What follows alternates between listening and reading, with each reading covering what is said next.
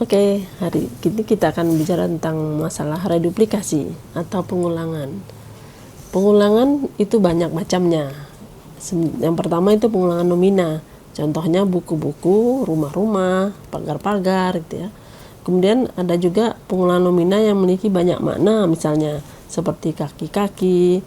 Kemudian bila mendapatkan akhiran an itu bermakna menyerupai, misalnya kata ulang mobil-mobilan gitu ya, rumah-rumahan, yaitu menyerupai rumah atau menyerupai mobil. Nah, pengulangan nomor terdapat berbagai macam itu ya. Ada beberapa macam akhiran, misalnya ditambahkan akhiran obat-obatan berarti bermakna macam-macam obat gitu ya.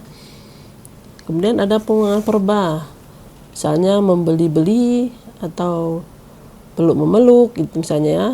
Pengulangan verba ini memiliki arti yang terus-menerusan juga bisa begitu ya. Kemudian ada pengulangan adjektiva, misalnya contohnya kata indah-indah gitu ya, panjang-panjang, itu ada pengulangan adjektiva.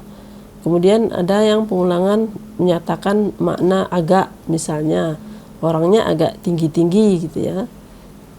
Kemudian menyatakan makna walaupun, misalnya contohnya tinggi-tinggi dipanjatnya juga tembok itu. Jadi walaupun tinggi maksudnya dipanjatnya juga tembok itu.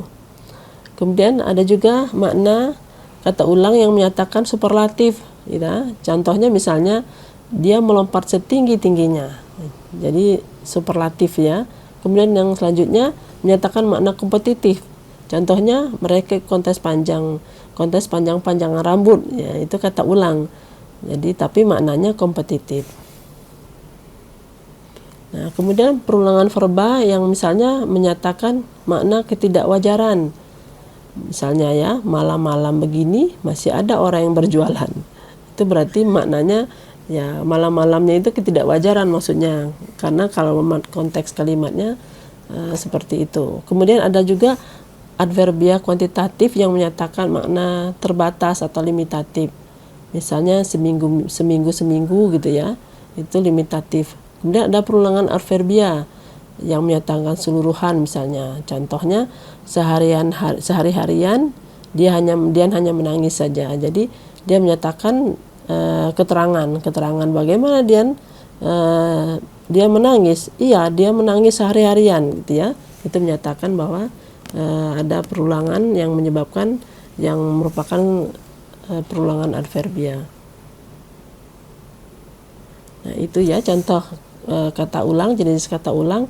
Kalian bisa lihat kembali kata ulang itu ada beberapa jenis ya. Ada kata ulang sebagian, ada kata ulang menyeluruh. Kata sebagian itu misalnya berlari-lari ya.